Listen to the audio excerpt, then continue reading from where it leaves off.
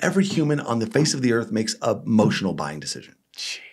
Right? And so when you can tap into human emotion, that's how you really freaking sell. Right? And so all the frameworks that we've discovered over the years, taking the 230,000 sales calls, is all based around tapping into human emotion.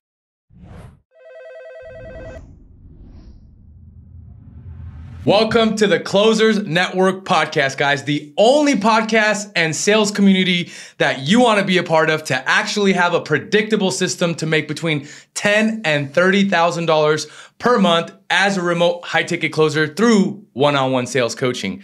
Guys, I'm your host, Mike Sadikian, and not just your host. I'm one of the coaches in our school community, the Closers Network, right? And that's school, SKOOL. In fact, guys, you can click the link in the description below to join our school community for completely free, where you can access 5 days of live training coaching calls, as well as a free closing course in the community. So we started the community, guys, about a couple years ago, and the Closers Network is run by the same people, the same team leaders that run and scaled a sales agency, One Call Closers, to close to about $200 million in revenue now in just the last 5 years we've been around. And so these are the same people and the same individuals who have taken over 230,000 sales calls and are able to share this wealth of knowledge with you for completely free. So make sure you click the second link to join. Today's guest, guys, is a returning one, none other than, no introduction needed, Richard Mugica, the founder of One Call Closer Sales Agency and the Closers Network. And for those of you guys that don't know, guys, we scale and manage elite sales teams for 7, 8, and 9-figure e-learning companies, right? And that includes coaching programs, masterminds, and just how-to products. So with that being said, guys, I want to welcome our guest, Rich Man. Rich Man, welcome back to the podcast. What up, Mike, man? I'm excited, dude, to be back and crushing it with you today. So for those of you who have not heard Rich's episode, guys, his story of how One Call Closers actually came about, I actually interviewed him on episode number 6 and 7, right? It's 2 parts. And you want to maybe go check that out to learn and understand before we met, like how all this started and came together, right? As someone who was addicted to playing video games, who was driving a truck for $20 an hour, growing a beautiful family, right? And got into crushing deals, right? And got into the sales side of things. What I want to ask Rich today is, where do you feel like, as far as, you know, you've probably had a lot of failures, or I like to call them as experiences, right? Especially as a sales rep. How do you feel like you dealt with some of those challenges going through the motions as a sales rep? And how were you able to overcome some of those challenges as you faced early on? Yeah, I think, you know, like every sales rep. By the way, you know, I just thought of a quote by John Maxwell. You said failing. Would you say failing and like learning? John Maxwell says you can failure and experiences. Yeah, experiences. Yeah, John Maxwell says you can either win or you can learn. And I love that. You know, there's no failing. It's like the failure is a learn. But anyways, with that being said, dude, so Mike, I would say, you know, like every single sales rep that starts selling, you're going to suck.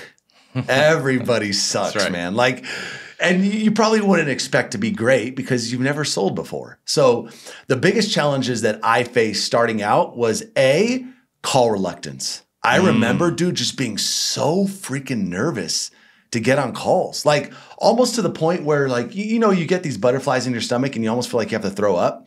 And I hated that feeling, but you almost had to force yourself to get on calls. You know what I mean? It's like, oh, dude, I got to get on another call. I got to get on another call. Yeah. Another thing that I really struggled with starting out was objection handling. You know, like, dude, I was so scared to handle objections. You know, like you would get I need to think about it, and your mind would just go blank. Yeah. And it was like, bro, I don't even know what the frick to say. So I struggled with that. I struggled with my pitch. I struggled with just like not listening to the prospect because I was so concerned on what to say next. You know that feeling, right? Oh, I know that exact feeling. Where you're just having a conversation, but you're not even having a conversation. Yeah. Because you're so concerned on the script, on what you're going to say next, you even forgot what the person said. So you just like ask them another like scripted question, right? Yeah. And you're not even listening. Like you're listening, but you're not. You're not even listening, bro. Like that's the crazy part. And so I would say, to kind of answer the question, dude, like a lot of it is going to come down to sets and reps, right? You need the sets and reps to get comfortable. And I really feel like sales is the process of becoming oneself, if that makes sense. So like, let me explain what that means. I was just on a call with my brother-in-law. He just started with one called Closers, right? Yep. And he was like, hey man, can you just listen to my calls because I'm not closing anything and I feel like I'm doing something wrong, right? So I go and I review his call. And dude, my brother-in-law is a naturally charismatic person, right? He's super like confident. He can make you laugh. He's funny. He's witty. I went to go review his call and he was not himself. None of that. It was none of that. Yeah. It was like he wasn't even looking at the person. He was like almost just interviewing the person, right? It was like, hey, tell me, it's a fitness program. So he's like, hey, tell me about like, your weight right now. And then he would look at his screen. Okay, hey, you know what? Okay, cool. How much weight did you want to lose? Like and I'm like, bro, so I hit him up and I was like, dude, I listened to your call. And I said, number one, go listen to your call right now. Because I promise you, if you go listen to your call, you're going to say, I don't even want to buy from you because it's that bad. And I said, dude, you got to if you were just yourself on this call, you probably would have closed it, right? Like, how would you interact with just a human that you knew? Like, would it be an interview? Would it be like, tell me your weight? Tell me why you want to lose weight. Tell me, and it's like you're dry. There's no inflections. There's no personality. So the closer that you can get on a sales call to being just yourself, the more you're going to close. You're going to have that connection with the prospect as well. Have that connection with the prospect, man. And I think that's the hardest part of selling when you're new is you just don't know how to be yourself. Because you're so focused on the script. You're so focused on the words. You're so focused on everything else, but just being yourself. And I promise you, Mike, like, for example, if I were to ask you, when you get on a call, are you yourself? 100%. You're 100% I have Mike. to be. Yeah. You have to be. Yeah. Because who else are you going to be? Yeah. Right? So like, that's the hardest part in my opinion. And again, we've taken thousands of sales calls. I've listened to hundreds of people on the phone. And as soon as you're able just to be yourself on the phone, close rate skyrockets. Boom. Because now you're engaged, right? I'm talking to you right now. I'm looking at you. I can see your body, your natural body movements right now. I can see kind of where your eye movements are. Like you're so in tune with the prospect because you're just having a conversation. Yeah. And you're just being yourself. Yeah. And so like, it takes a while to get there, man. Like it takes, and it's because you need the sets and reps. It's because you need to know what you're doing on the phone. It's because you need to understand the product. There's all these things. But once you can get there, the game changes. And so a good question to ask yourself, like if you're on sales calls right now, is was I myself? You know what I mean? Like, was I just truly being me? And to me, like that's the ultimate salesperson. Damn. I even said this to my sister. My sister used to close for us. She said the advice that changed the game for her. I was like, sis, if you just imagine having coffee with your best friend, how would that conversation go? Like, how would your energy be? How would your vibe, your tonality? If they're asking you, hey, I have a 9 to 5, because she sells a program that is how to get out of your 9 to 5 and build an online business. And if your buddy came to you and said, dude, look, I'm in this 9 to 5, it sucks. Like, what do you suggest? Like I do. Like, how would that conversation really go? Yeah. And you wouldn't even be thinking about trying to sell this person. You'd just be thinking, dude, let me just like help you. You're my friend. I'm going to like try to help you right now. It's the same thing when you're selling, but everybody overcomplicates it, but you just got to be yourself, man. Yeah. It's just, I feel like maybe the pressure is hot early on and you feel like it's overwhelming. You're trying to dial stuff in, but 100%, dude. Guys, first of all, everything that Rich just said, that's just a little fraction, a tiny little fraction of what we talk about and teach in one-on-one sales coaching with the Closers Network, guys. There's so much value and power, especially if you're just starting out or even if you're in the game right now. Sorry. Yeah, we break this all down into frameworks, like in the Closers Network and our coaching programs. The reason why people get such good results is because you can framework all of it. And so as soon as you understand the frameworks, you just literally do that and then you close. That's right. You can throw your scripts, roll them up and throw them in the garbage, guys, because the scripts are cool, but that's not at all how probably the conversation's really going to go. And what you really want to have is a framework to understand like what phase of the call that you're actually in and what you need to do in that phase of the call before you move on to the next one. 100%.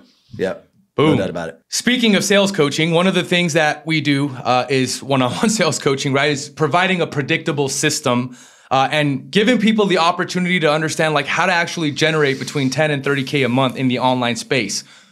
Without giving everything away, right? Walk us through what someone can do to utilize this system and have success with it, right? So, going back to my earlier point, everything that we do in One Call Closers is a framework, right? So, and a lot of this, by the way, we give away for free, like inside of the network. So if you guys are not inside the network, just get in and we'll give you the frameworks for free, most of them. But like, for example, like when you start the call, what should that look like? And you already know this, Mike, like we have the SMILE framework, right?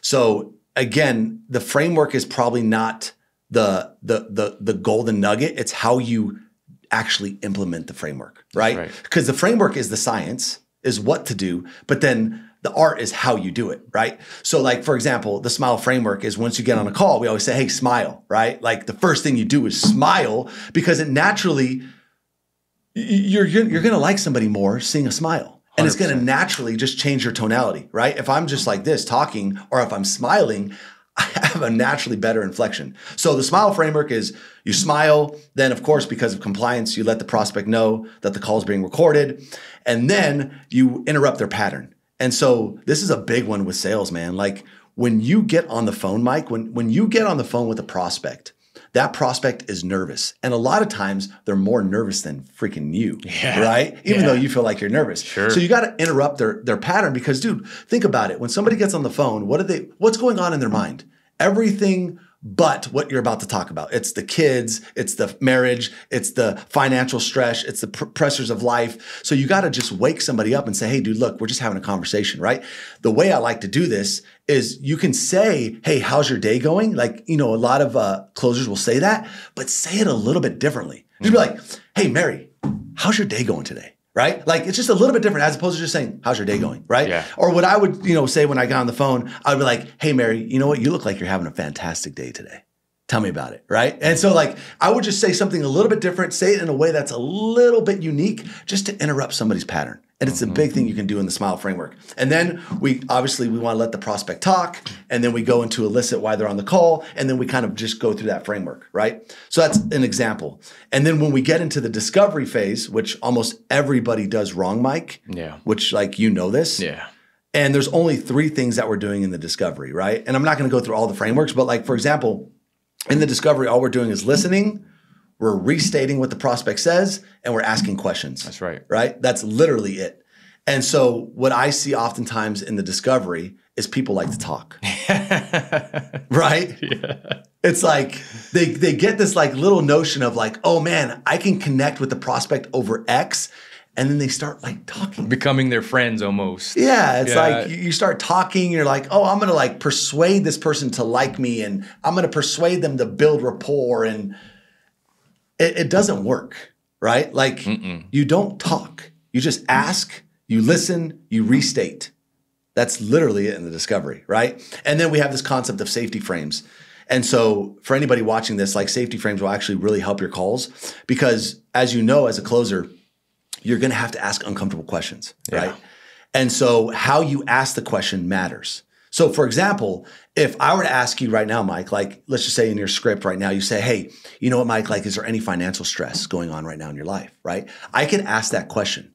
But what we like to do is just add a safety frame around it to make sure that the prospect feels comfortable answering it, right? So a safety frame is giving a reason for asking the question. So for example, I could be like, hey, Mike, just so I have a little bit of more clarity on your situation right now, is there any financial stress that you're going through currently, right? So that's another way of saying it. I said the same thing, but I just added that little safety frame. Powerful. And it's just like, hey, Mike, just so I have some clarity around your situation, right? So I just gave you a reason for asking the question, which takes down your guard.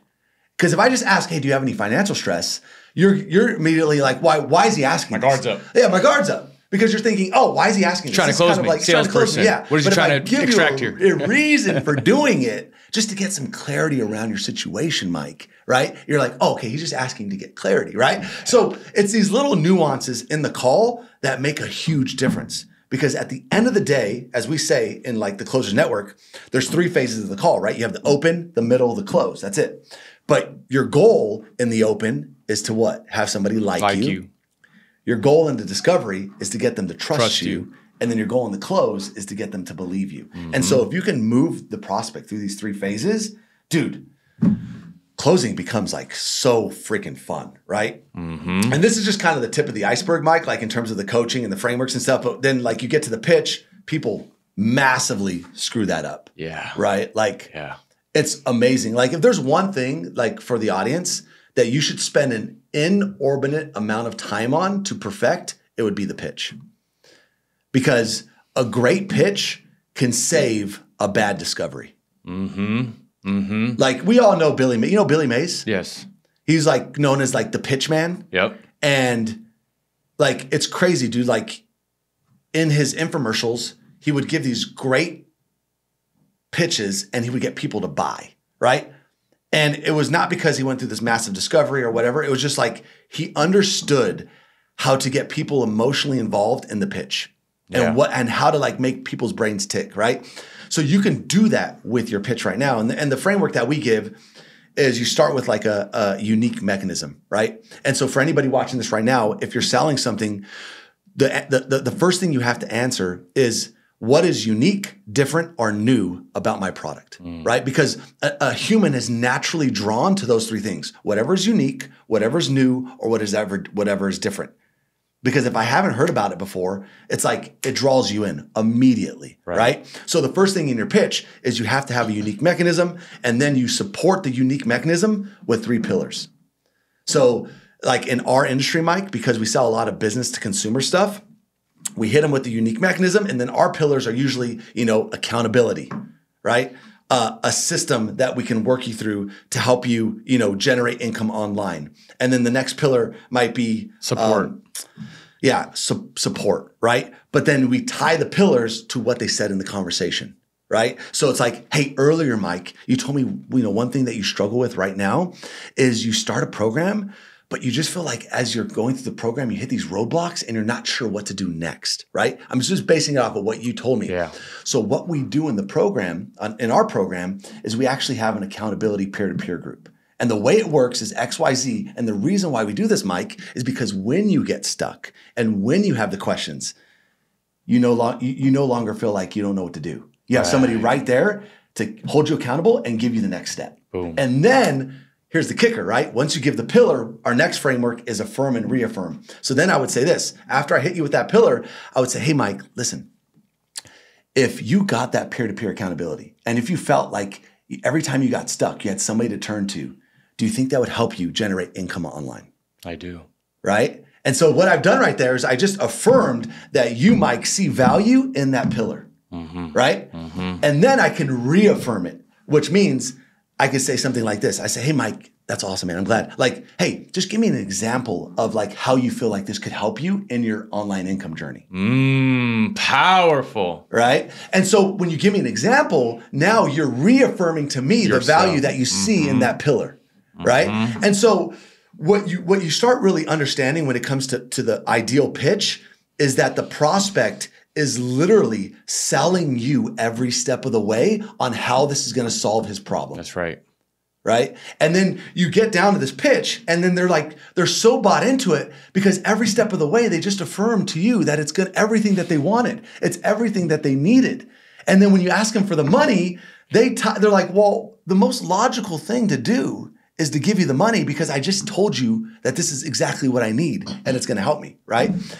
And so with that being said, Mike, like I could go on for days about the sales. In fact, in our sales workshops, we've had multiple sales workshops this year. We go through this entire framework with everybody, right? Yeah. And by the end of it, we're having people saying, I think in our last testimonial reels, like people literally got on camera and they're like, this training today is going to add an extra 500,000 to my revenue this year, right? Crazy. And it's just simply because when you get on the phone, you already know how the conversation is going to go, man. Right. You're like, I have it all frameworked out. It's simple. It's easy. I do the same thing every single time. And you have confidence. And confidence is, what sells at the end of the day. 100%. Yeah. 100%. Gosh, guys, I that's could go on powerful for days, stuff. Objections and all that stuff. But guys, these are just a few of the things that we give you guys in one-on-one sales coaching. There's so much wisdom and power in what Rich is just breaking down right now. Like, gosh, like you can go back and listen to that 5 times and still extract some more value out of it, dude. I appreciate you sharing that and dropping some knowledge bombs for the listener today. 100%. 230,000 sales calls, right? We're almost at 250,000 million sales calls in just less than 5 years, around 5-year mark now. That's intense to say the least, right? It's crazy. What are some brief lessons that maybe you can share with our listener from taking almost 250,000 in sales calls as an agency, right? What are some of the things you feel like after being able to analyze that many calls and take so many calls like that have helped sales rep increase their performance? Yeah, no, it's crazy, man. It's a crazy amount of calls.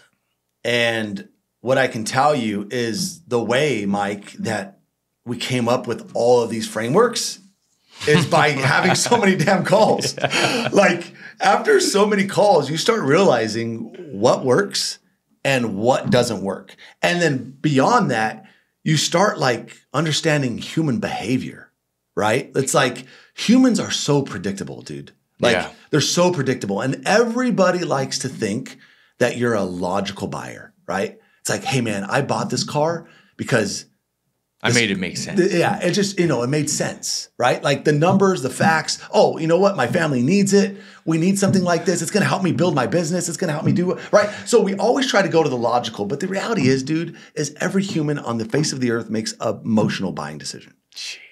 Right? Jeez. And so when you can tap into human emotion, that's how you really freaking sell.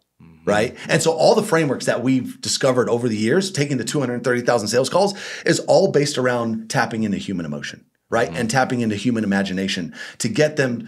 And again, I hate to say, I don't like the word manipulation, but sales is a form of manipulation, right? But it's good because you're getting somebody to do something that they actually want to do for themselves, right?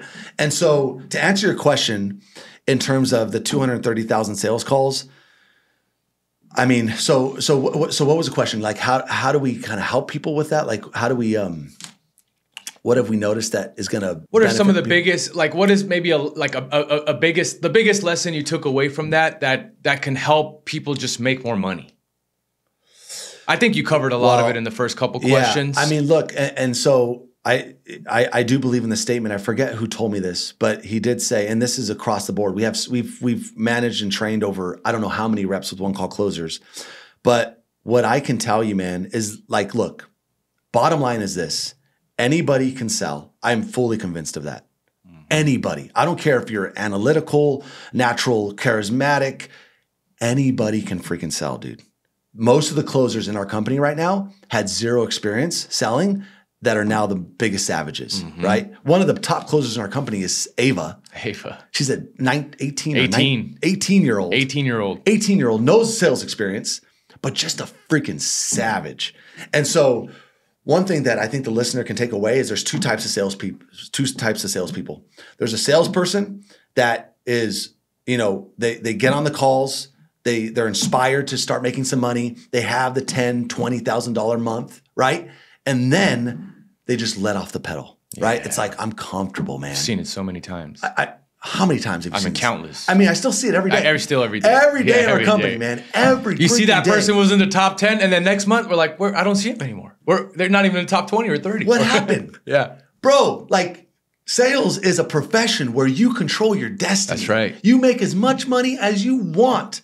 Just like an entrepreneur would. You work harder, you get better, sky's the freaking limit. So you have two salespeople. You have a person that makes the $10,000, $20,000, $30,000 a month. They let off the pedal, they go on vacation, and they repeat the cycle. So they have one good month, one bad month, one good month, one bad month based off the money they're making. And then you just have the freaking savage. And these people are very rare, Mike. Yeah. Very rare. Yeah. But they have a $10,000 month. The next question they're asking is, how do I have a $15,000 month? They're just hungry.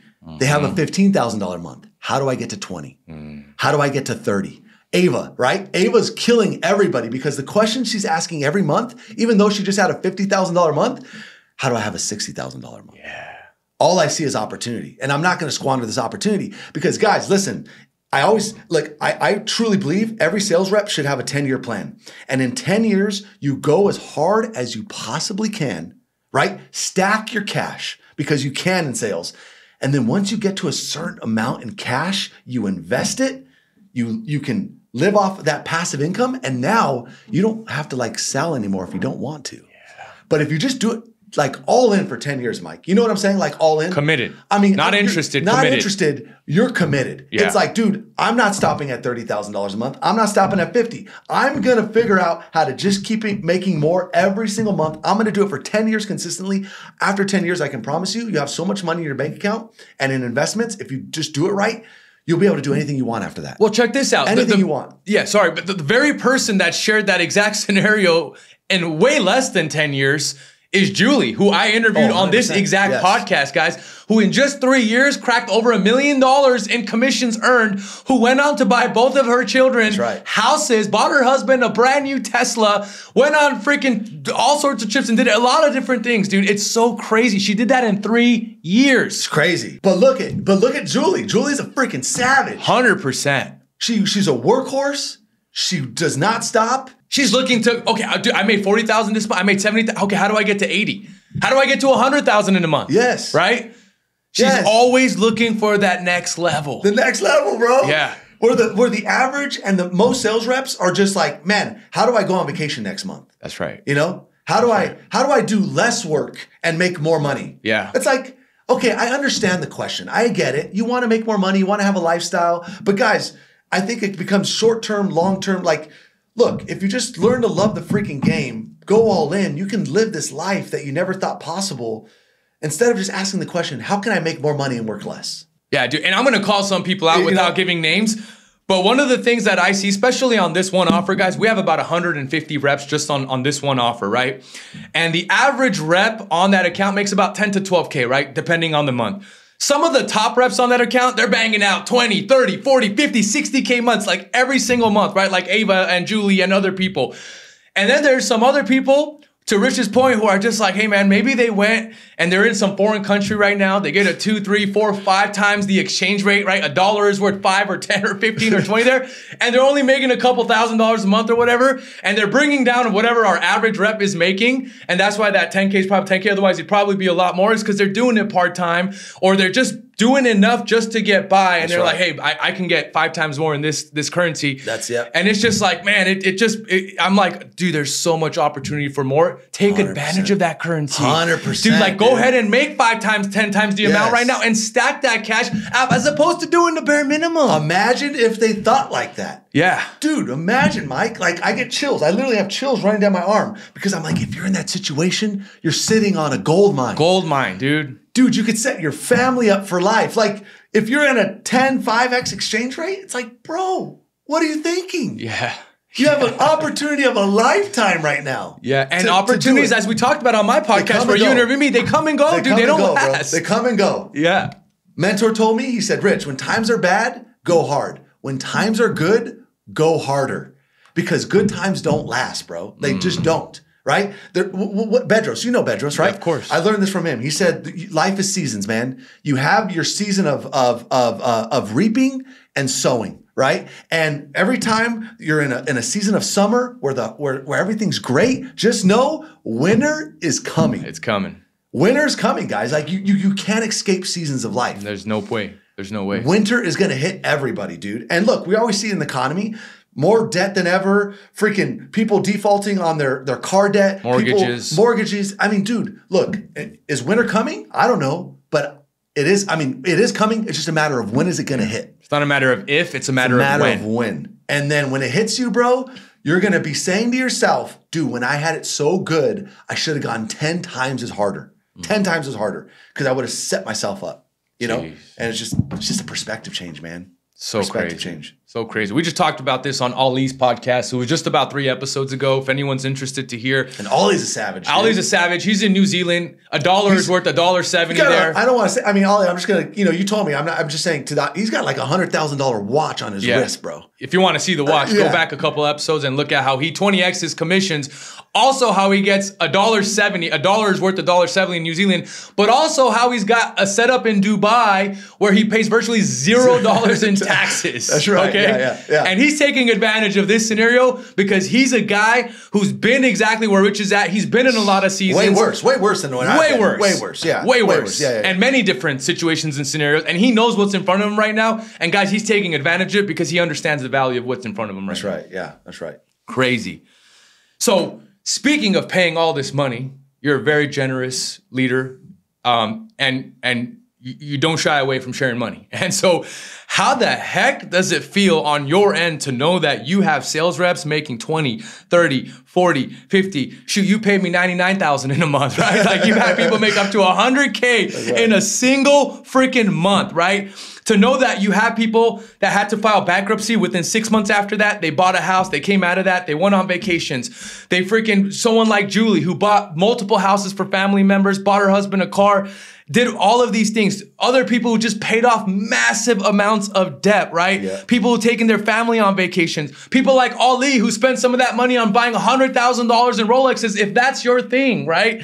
Even though he's helped his family out and then everything on top of that.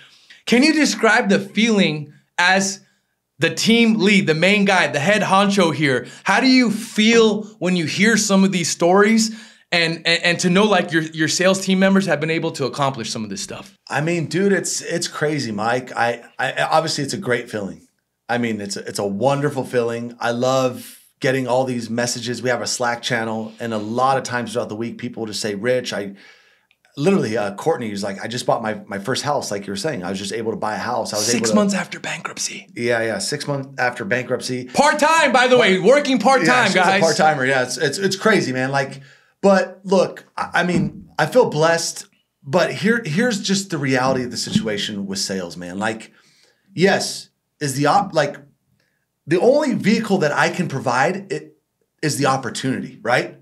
But the person on the other end is really the person doing the work. Mm-hmm. You're in sales, man. Like, sales is all on you. You know what I mean? Like, yes, we have the leads. Yes, we have the opportunity. But what you do with it is all on you. 100%. And so it's awesome, Mike. I love hearing the stories. But I don't take any credit for it, right? It's not like, oh, hey, man, I made you pick up the phone. I made you work hard. I made you. Because the reality is I didn't. You could have freaking. We gave them that opportunity. We gave them the opportunity. And they ran away with it, and they made a life of it, and they freaking crushed it. And that's awesome. I love those stories. Those make me really happy. But I don't feel like the part that I had in it, I feel like is just a small part in it. You know what I mean? Yeah. They really did the work. Yeah. And then we have, the great leaders in the company, Ian, Trish, yourself, Marcy, Antonio. I mean, dude. Trish, bro, like they're freaking George, yeah. Just badasses, right? And like people that actually want to see people win. 100%. And I think that's the cool thing about our culture, Mike. You know our culture we have in One Call Closers, bro.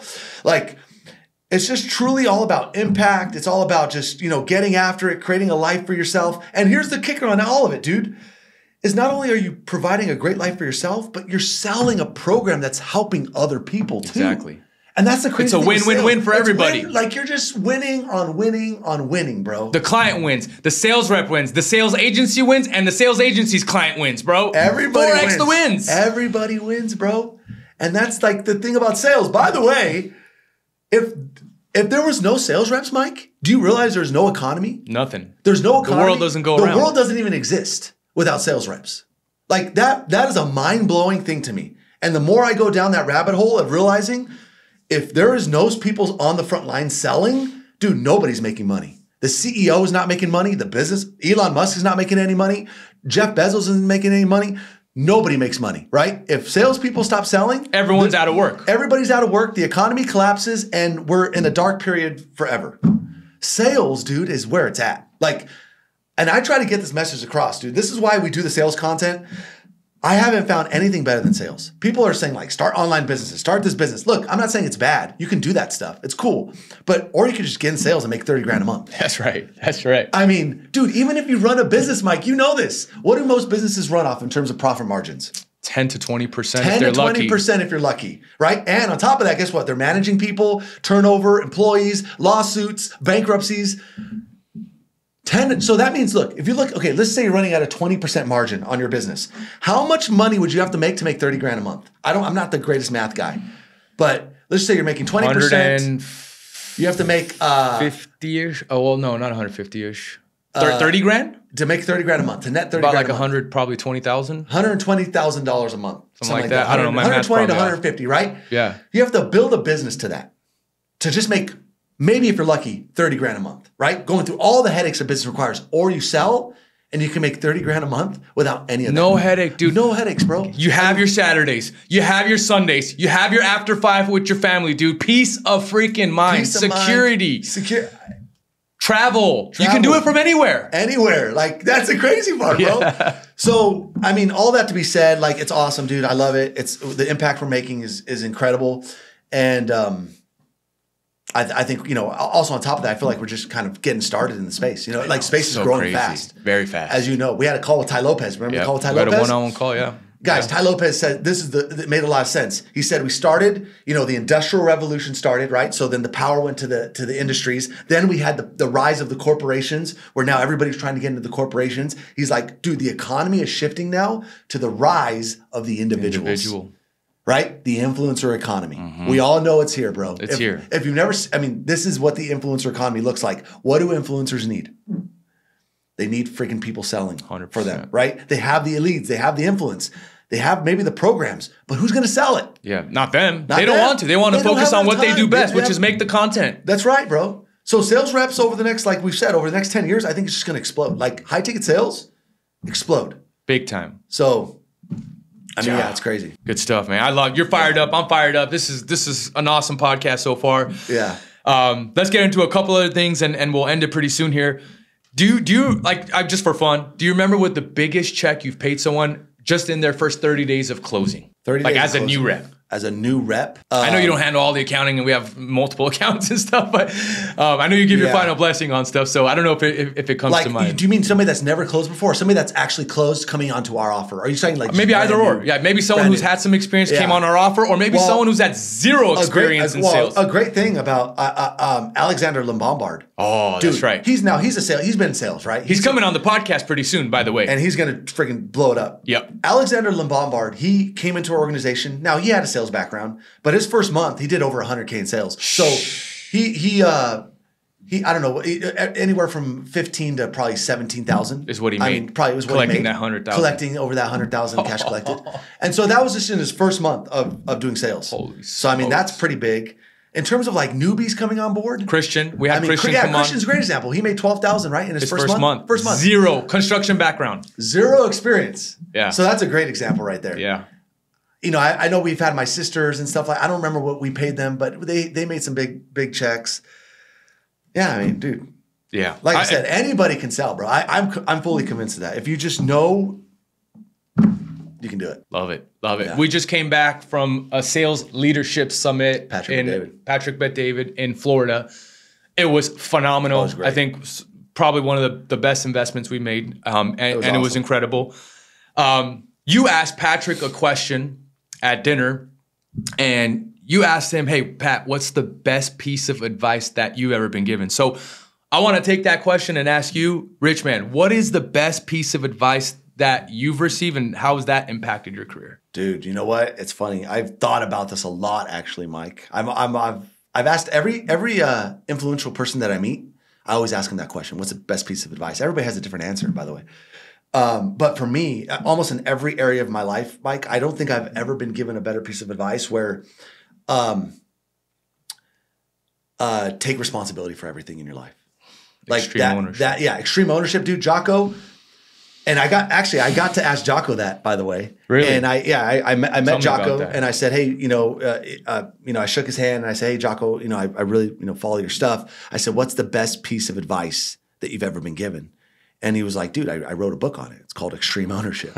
He's like, by far, that's the best piece of advice I've ever been given. And dude, I apply that in every area of my life and it's never let me down, Mike. I apply it in my marriage, right?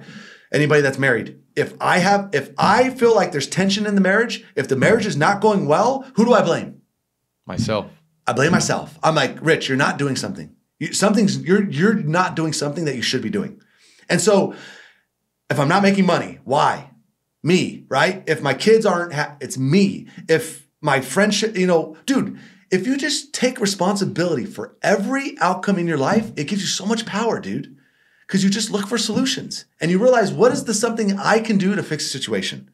And that has never let me down, Mike. I've in every area of my life, my fitness, right? If I feel like crap over, who am I going to blame? Am I going to blame? Oh, I'm busy. Oh, I have kids, my wife. I have a business. You know, if I'm not making money, dude, who are you going to blame? Got to take responsibility. And I see, and I hate to say it, I don't want to get on a rant on this, but I see a lot of people, just even in my life, that just want to blame something else, right? Like, they're so common. They're overweight. They're unhappy. They're this. They're that, and they're like, oh man, you know what? My job just like sucks, man. Like my boss sucks. My boss sucks. Or I can't work out because, dude, I'm just busy. It's like, bro, you realize you're always going to stay stuck, right? The leads are weak. Yeah, the leads are weak, right? Yeah. You're weak. Yeah, you're weak. That's a great thing. Yeah, sales, bro. We have reps all the time. Leads suck. I'm like, bro, those same leads, somebody just closed over $100,000 this month. Everyone's getting the same leads, bro. The same leads are getting dispersed. This person's doing this person's doing that, blaming on the leads, you know? But that person that blamed the leads, what they don't realize is they're going to stay stuck their entire life with a false belief. Right? They're done, dude. Anybody that complains, I don't want to hang out with those people. I say if people tell me that, you're not willing to work harder on that lead. That if you got a tough nut to crack, you just got to spend more time and energy, dude. That's your job. That's what you should be doing, though. That's what you get paid the multiple six figures for. That's right. Right? That's right. And it's just like a aha moment. When I coach and I get new coaching students come on all the time, I always tell them three things. I was like, this is kind of what I recommend. Because they usually ask me, like, hey, what do you recommend, right? Yeah. I said, number one, like, you have to be coachable. Like, that's number one, right? That's a given. Yeah, it's a given. Yeah. Second, you got to be able to implement the feedback that you're getting, right? So implementation. Nothing's going to change. But then the third thing I always tell them is, dude, you can't blame others for the results that you're going to be seeing and coming, right? Like, you have to take responsibility for the outcomes. Like, no victim blaming here. Like, you have to look in the mirror and have some hard conversation with yourself and say, if you're not closing, you're not getting the result you want in your first week, your first month, it's because of you. It's not because of the leads. It's not because of this training. It's not because of this. It's not because of that, right? You're looking for excuses now. 100%, bro. Right? Like, it's possible. And so you just life coached them. That's right. You have to. And you probably gave them an aha moment. Big time. They're all like, the time. Damn, bro, you're right. Yeah. You're right. Yeah. Victims, man. Victims. Don't be a victim. Don't be a victim, guys. Don't be a victim. Jeez, that's powerful stuff. That being said, Rich Man, we'll get into the last couple fun questions here. Maybe you have answers for them. Maybe you don't. Do you have a favorite sales movie or TV show? And if you do, we'd love to know why.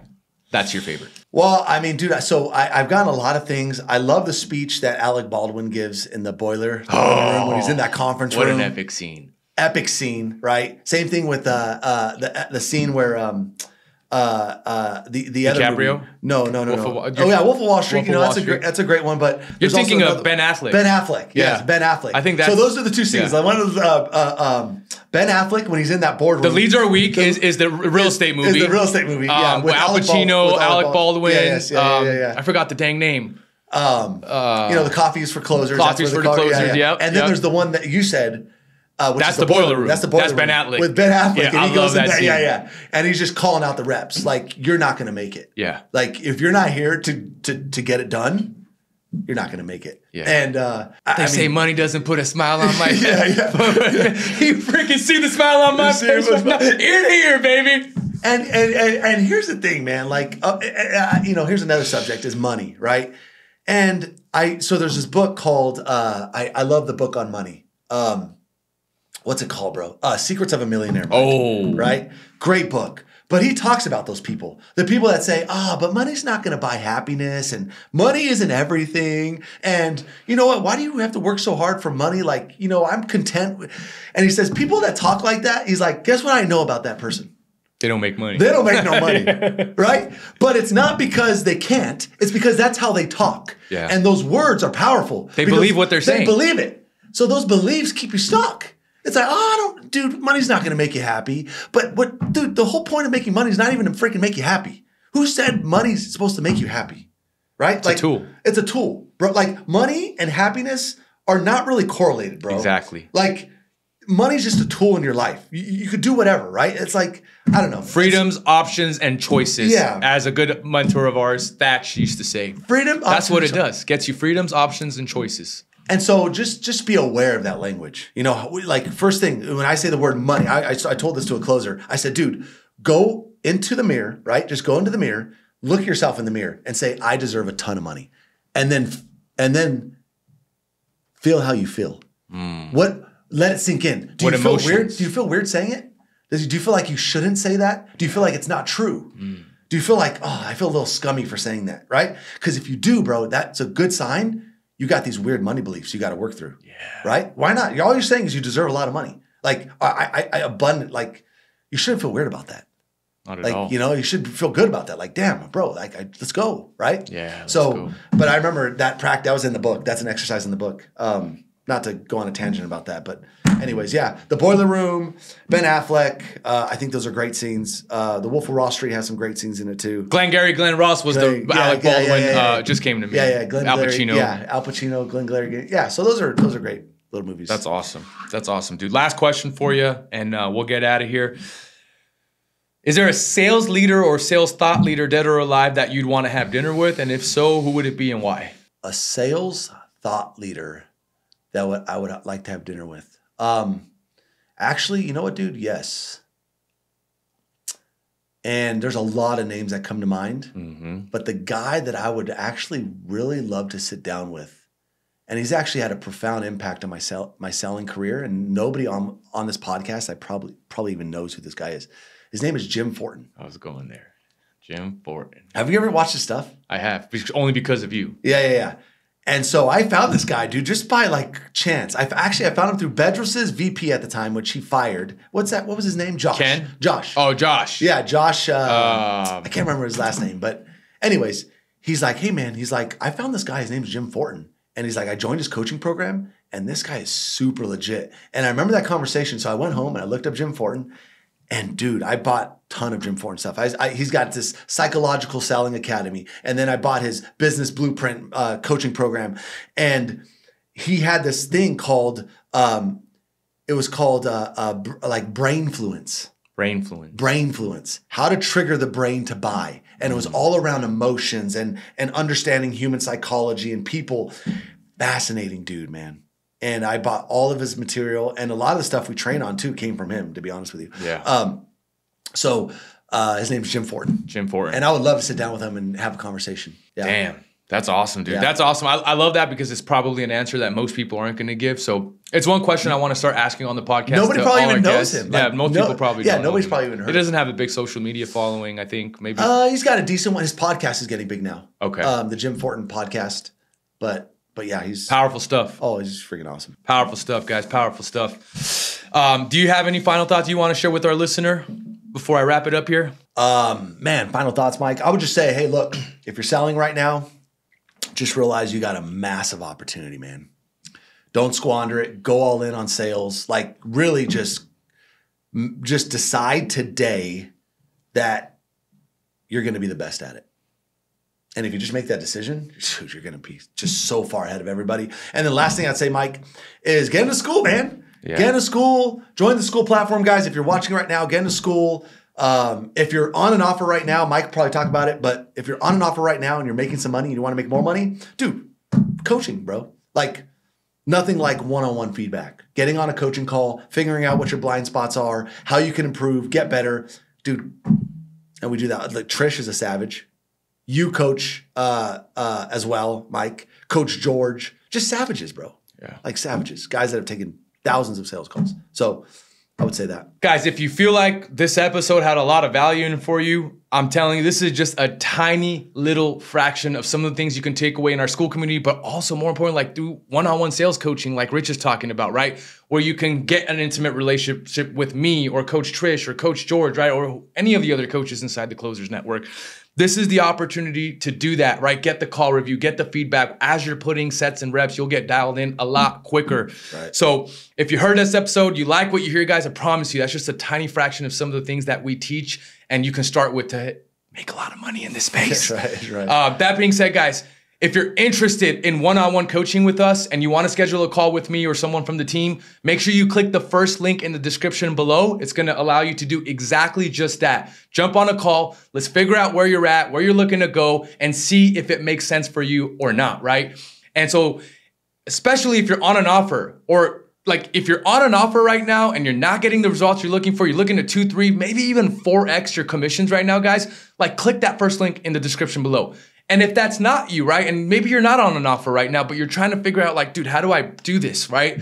Click the second link in the description below. That's the one Rich mentioned and I mentioned in the beginning of the call, guys. That's to our school community. Again, that's SKOOL. We are the Closers Network inside of school. The same people that have scaled our sales agency, One Call Closers, to almost 200 million in revenue in 5 years are the same people that are giving you 5 days of free live coaching and free courses, guys, in our school community, the Closers Network. So make sure you click that second link and join. Let us know you came from the podcast so we can make sure we let you in.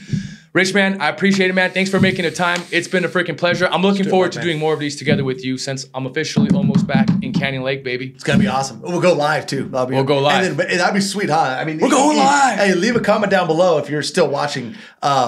Dude, imagine if we can get people to call in, ask questions live, get feedback. That'd be freaking awesome. Have you seen the Bill O'Reilly We're Going Live? No, dude, it's so classic. He's got like this skit where he was on a news channel. I think it was like 20 or 30 years ago. Like he's like getting himself pumped up for before he gets on. But he's like he used to be like old Fox News. He used to be the #1 Fox News reporter back in the day, Bill O'Reilly. And dude, he's got a scene where they recorded him before he's live, and he's like pumping himself up for it, I think. And he's like, "We're going live, baby. We're going live." I got to show you that after. But guys, hey, it's been a pleasure and honor. Thank you guys so much for joining me and Rich today. Hope you guys got a lot of value. Hope to see you inside of school and hope to also maybe coach with you here. That's right. Thank you guys so much for joining. We hope to see you on the next episode. Peace.